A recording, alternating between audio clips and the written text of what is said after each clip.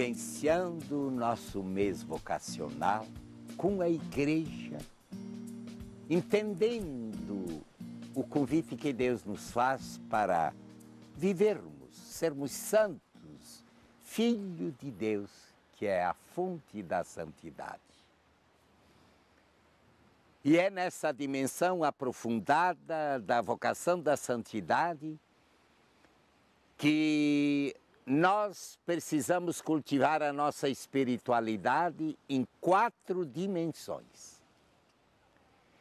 Em primeiro lugar, o melhor ato de amor que possamos dar a Deus e também a nossos irmãos é buscarmos tornar vivo em nós, no nosso ser, no nosso agir, a mensagem de Jesus e um pouco mais, a pessoa de Jesus. Tentando lentamente sentir um pouco, nem que seja de longe, aquela expressão de São Paulo, já não sou eu quem vivo, é Jesus que vive em mim.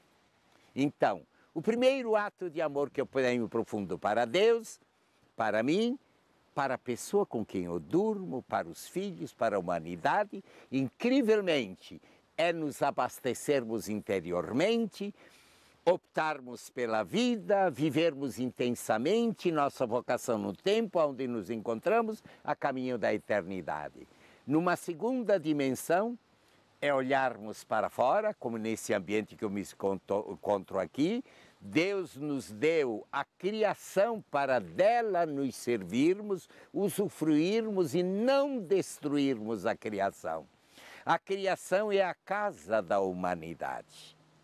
E hoje, cada vez mais, tem que nascer em nós a preocupação pelo cuidado da natureza, da sadia natureza, onde entre todos os animais que existem, o mais importante dos animais a ser cuidado, conservado, é o ser humano.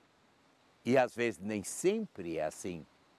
Temos, às vezes, todo dia um tempinho para levar o cachorrinho a passear, mas não temos mais tempo para ficar um pouco com os filhos, um pouco com a esposa, um pouco no casal. Temos tempo para os nossos programas, os nossos hobbies, para ver uma notícia, mas não temos mais espaço para ouvir nosso íntimo. Então, cuidar da natureza, contemple, então, parte de mim, não é só dos outros. Às vezes falamos, dizemos, protestamos contra a destruição da natureza. E nós mesmos somos alguém que não levamos a sério, estragamos as coisas, não usamos bem os alimentos, não sentimos que toda a natureza que nos pertence é dádiva de Deus para a humanidade, não somente. Terceiro lugar no caminho da santidade é buscarmos uma sadia relação com a criação, com os irmãos. Não existe amor a Deus sem amor aos irmãos. E é por isso que o apóstolo São João, em sua primeira carta, capítulo 3, versículo 10, diz: quem não pratica a justiça e não ama o irmão, não é de Deus. Pensemos bem isso. É quem não tem um sentimento de solidariedade, um sentimento de compromisso, um sentimento de fraternidade e que luta para um mundo para todos e não somente para si. Quem pensa mais em si do que no bem comum está desfocado do caminho de Deus. O Papa Francisco, ao lançar a sua encíclica recente, Laudato Si, louvado seja Deus, ele diz que essa encíclica não é uma encíclica do verde, é uma encíclica do social, onde toda a criação, todas as criaturas devem ser preservadas em virtude do ser humano. E que para que o ser humano tenha uma sadia sanidade física, verdadeira na sua qualidade de vida, ele precisa ser sadio consigo, verdadeiro comprometido com a criação, um compromisso de ir com os irmãos e uma ligação com Deus. Quando um desses aspectos são excluídos, nós temos uma pobreza de vida. A nossa vida espiritual está desfocada.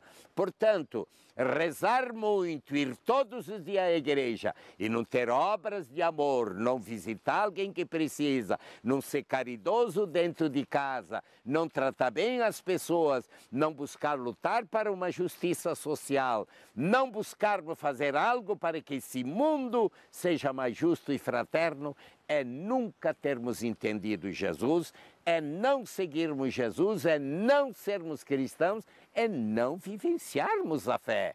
Por isso, o apóstolo Paulo, João, é muito concreto. Quem não pratica a justiça, o que significa a justiça? Justiça não é lei. Lei, por exemplo, a lei pela lei. Eu vou tentar ser um pouco explícito, sem magoar ninguém.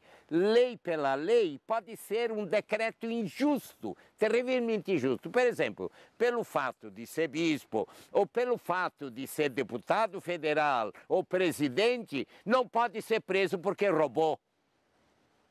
Isso é uma lei totalmente iníqua, feita de um privilégio sem sentido. Não é justiça. Justiça é igualdade para todos.